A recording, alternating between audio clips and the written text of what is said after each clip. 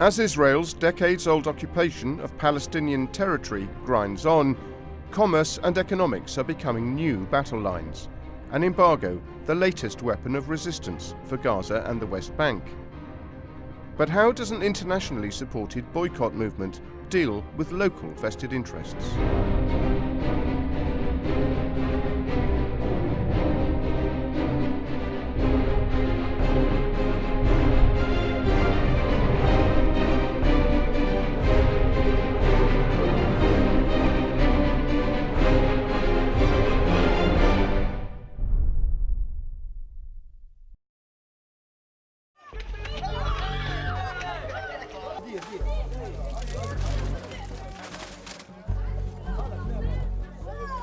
A few cartons of spilt milk and some trampled groceries might not seem like much of a response to decades of illegal occupation. But this small demonstration last month in the Palestinian city of Ramallah was significant. It was the moment Palestinians officially boycotted Israeli products for the first time in 2 decades. احنا بندعي للمقاطعة. قاطعوا بضائع الاحتلال. قاطعوا بضائع الاحتلال.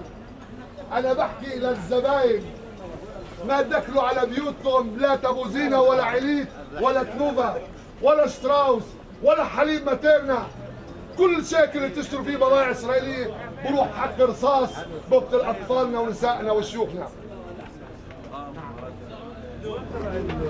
The idea of a boycott isn't new. Activists around the world have been urging an embargo of Israeli companies for decades.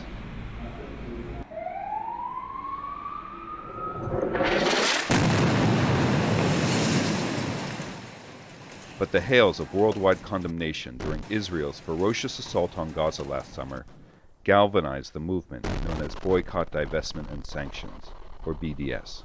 Israel has an Achilles heel. Omar Barghouti is one of the leaders of B.D.S, which is using simple market economics to force an end to the occupation of Palestinian lands. Israel has a vulnerability point that we've discovered.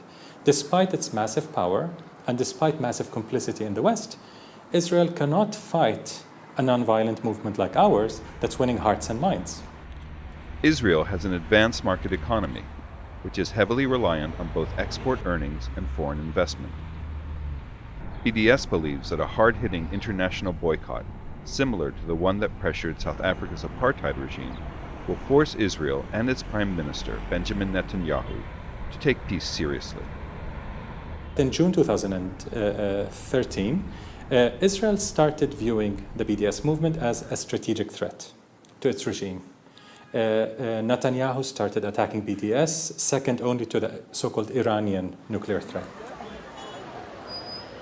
But curiously, although the boycott movement is gathering pace outside Israel, within the occupied territories, it's been slow to take off. The supermarkets of the West Bank and Gaza still display a wide range of Israeli-made goods.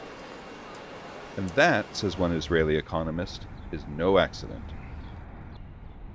When we're talking about the economic relations between Israel and the Palestinian territory, the most important issue is the Paris Accords signed in April 1994. Israel has control over the flow of labor, over the flow of goods, and over taxation to a very high degree.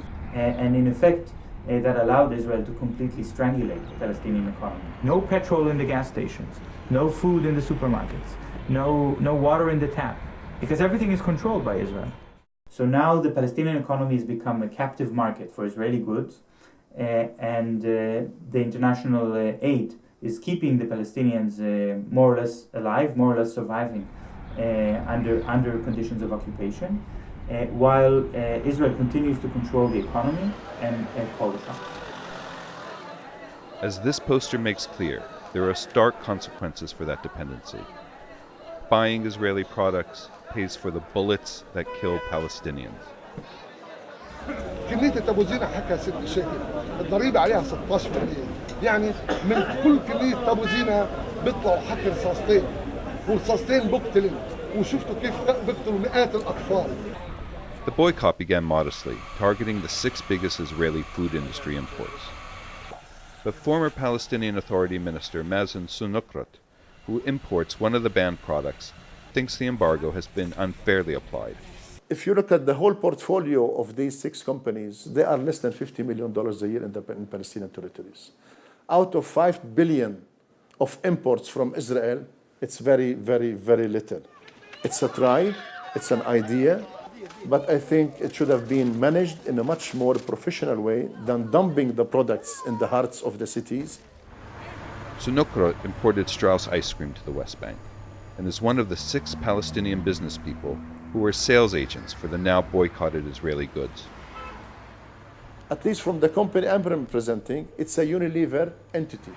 Unilever is a British-Dutch company, and they have an official letter from the head office from London saying that the company of producing ice cream in Akko, north of Israel, is owned 100% by Unilever Global. And Unilever Global actually is very much annoyed that an international global company have been put on a boycott list. The boycott committee ruled the products were made in Israel, but had been sold by the Israeli owners to a British-Dutch company to circumvent a boycott. Next on the list, says B.D.S, are Palestinians who are considered economic collaborators. We're targeting them by exposing those ventures, those business ventures. We haven't yet called for a boycott of a Palestinian business enterprise that's invested in Israel, but we're very close to that point. In fact, we're debating it at this point within the B.D.S National Committee, which leads the global B.D.S movement. B.D.S believes targeting Palestinian economic collaborators will increase the impact of a campaign that already has many in Israel worried.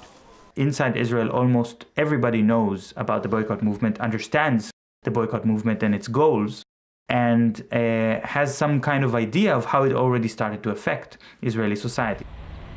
In 2011, there was a conference of 80 of Israel's biggest millionaires and billionaires, and they wanted to discuss the danger of the boycott movement, and they came up with a press release at the end where they called the government, please continue the peace process somehow, or make some kind of compromise with the Palestinians, because otherwise we are headed towards the situation of South Africa under the days of apartheid. The government did not heed that call, and many of these millionaires and billionaires have chosen to leave Israel or to shift many of their investments outside of Israel.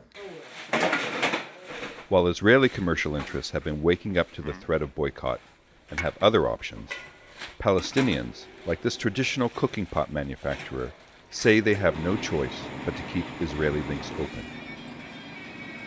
This business employs 50 people. 60% of its products are sold to Israeli kitchens, hotels, and cafeterias, the only external market it can reach.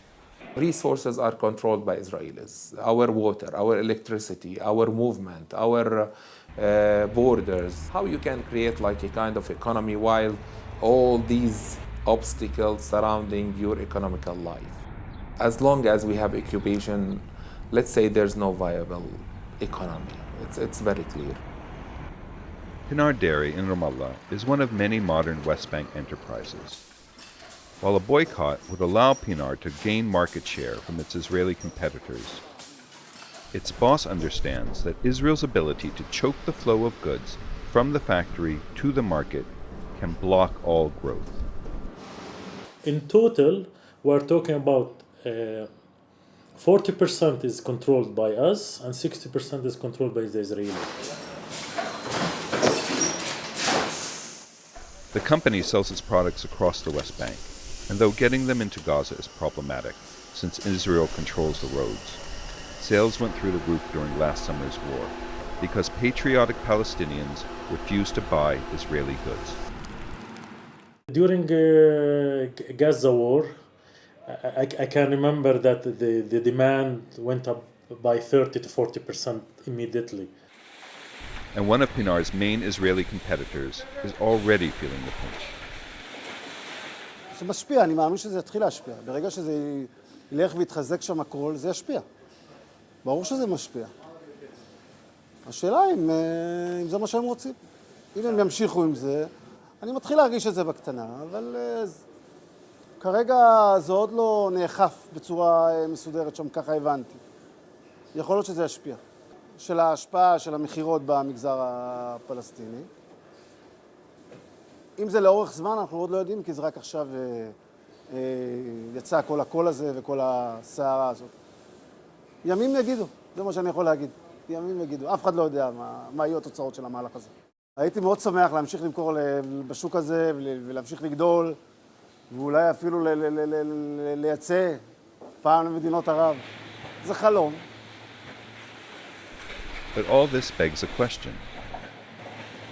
The boycott is meant to target Israeli produce originating in illegal settlements. So why isn't it more effective?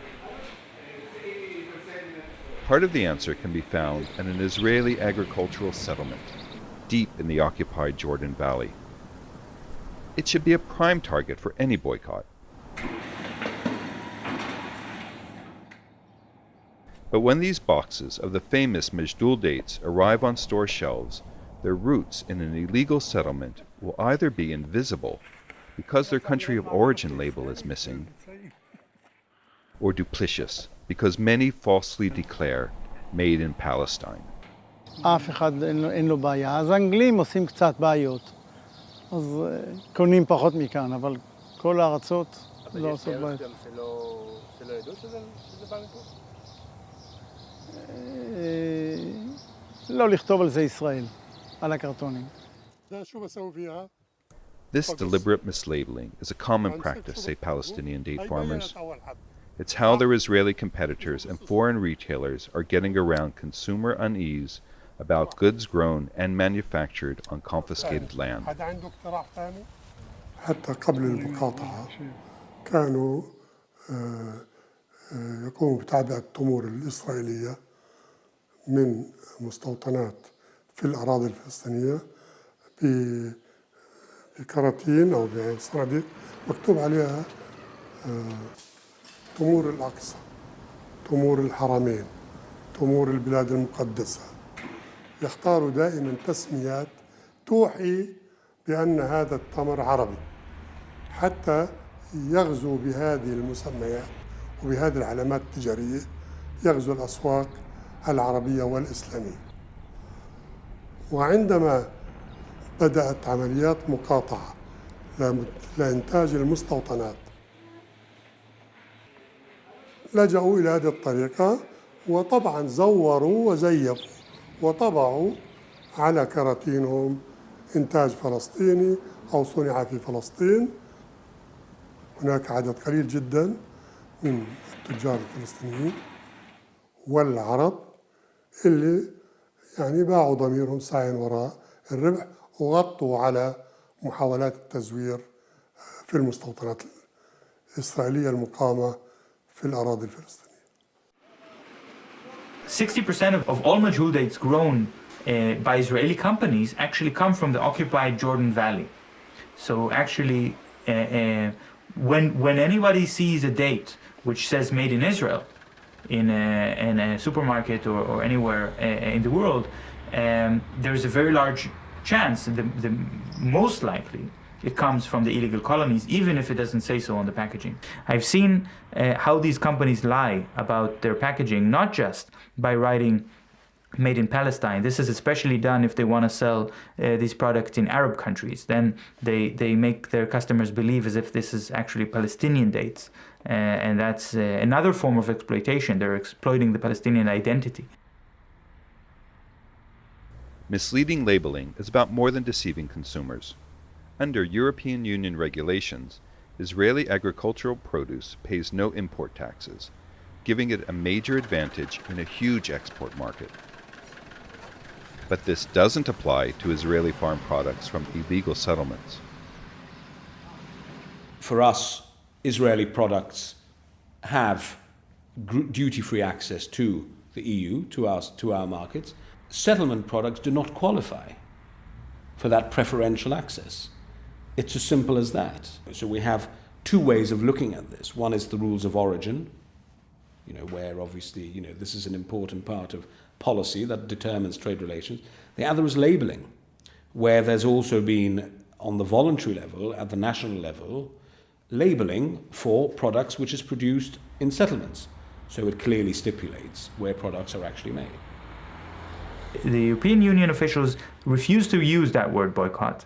The interesting thing is that even though this position is moving at a snail's pace, and all these sanctions are mostly theoretical at this point, there have been various regulations put on paper, but so far Israel has been allowed to just lie and get around these regulations and call products from the colonies products from Israel in order to avoid facing any consequences. But authentic Palestinian date growers are also trying to make their way into this rigged market. Zuhair Manasra runs a $16 million date plantation near Jericho. It produces 500 tons annually, but in the years ahead he hopes to boost production to 3,000 tons. But he lacks sufficient water. في العام الماضي كان عندنا 1300 طن طلبيات محققة لم نستطع أن نلبي منها إلا 320 طن يعني أقل من 25%. Manasara's future rests on the whim of the occupying power, which the boycott movement is trying its best to rein in. Back in Ramallah, the working capital of the Palestinian Authority, government officials are both waiting to see the effects of the boycott and keen to explain why they cannot fully take part in it. You know, we have a political problem with the Israelis. They come here and they occupy our land. They steal our natural resources. The water that we buy is water that they've taken from the West Bank. They take our water from the West Bank and resell it back to us at a higher price than they sell it to Israelis. Electricity comes from Israel. Our gas comes from Israel. And these things that we have to buy from them in order to survive. But whatever we don't need from them in order to survive, we don't, because they're our occupying power. And it's, if they are not willing to recognize us as humans, they're not willing to recognize us as a country, they're not willing to recognize our national sovereignty over our own territory, then we're not going to buy any goods from them. The structure of Palestinian economic dependency on Israel was erected in the years following the 1967 war and entrenched by the 1995 economic agreements known as the Paris Protocols.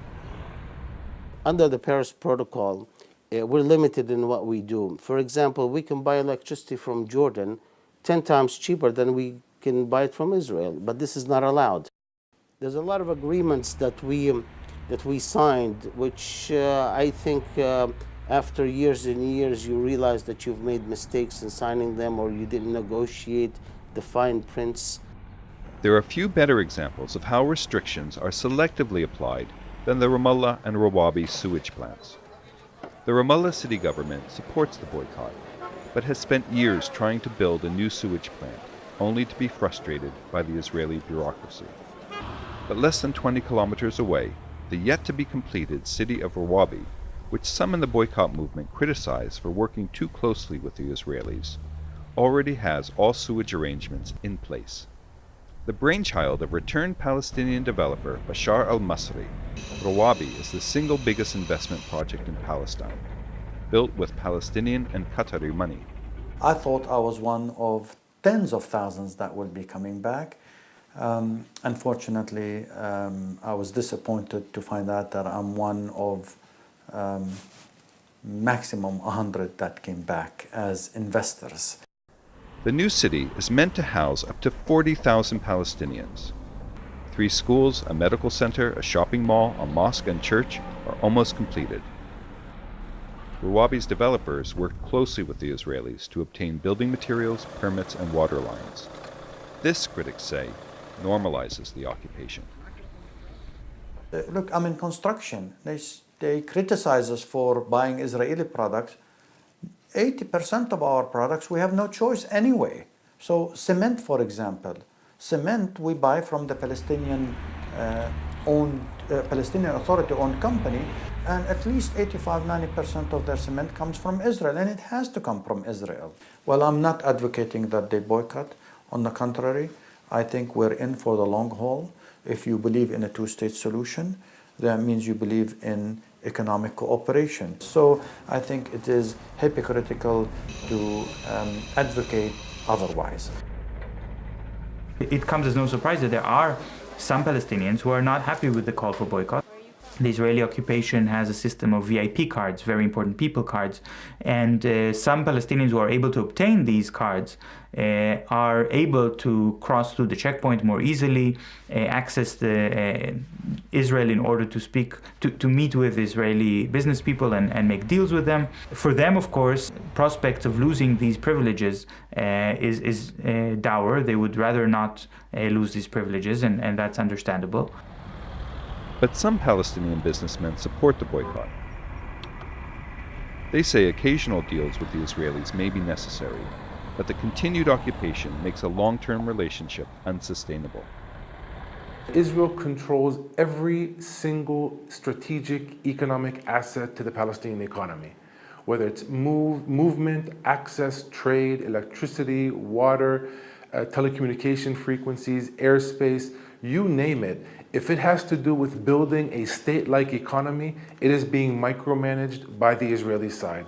And every once in a while, the Israeli side drops some crumbs of those economic assets into the Palestinian economy, and we do the best that we can with those crumbs. But they are nowhere near the amount of resources required to build a proper economy. I actually think that some of the larger companies or larger investors in Palestine that have deep ties with Israel, I don't think they do it fully willingly. I think the Palestinian capitalist class understands very well that their future depends on being able to be a capitalist class in a sovereign economy, not a capitalist class which is subservient to an Israeli military occupation. أهلا مصطفى أهلا مصطفى أهلا شرفنا أهلا مصطفى أهلا تعال هدول الجزيرة. Munib al-Masri was one of the first Palestinian industrialists to support the peace process and invest heavily in the nascent Palestinian economy.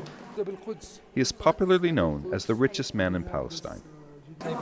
He has little sympathy with those who object to the boycott. From 1999 to 2015, we have seen a lot of things.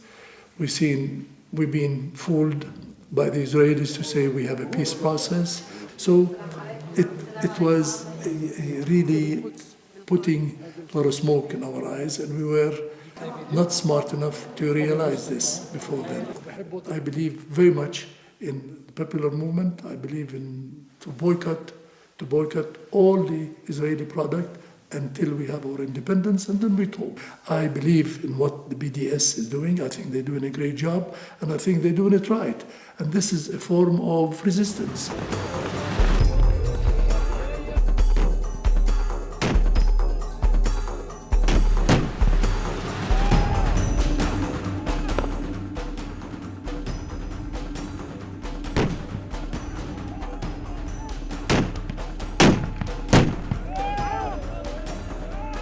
One of the most famous symbols of resistance is the defiance that takes place every week in the village Belayin, 12 miles west of Ramallah.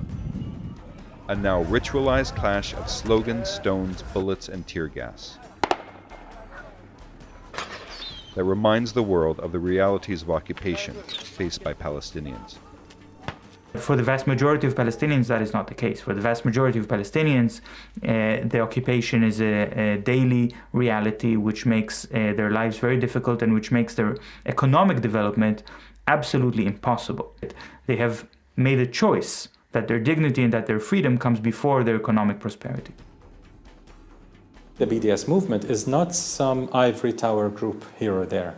It's the absolute largest coalition in Palestinian society. That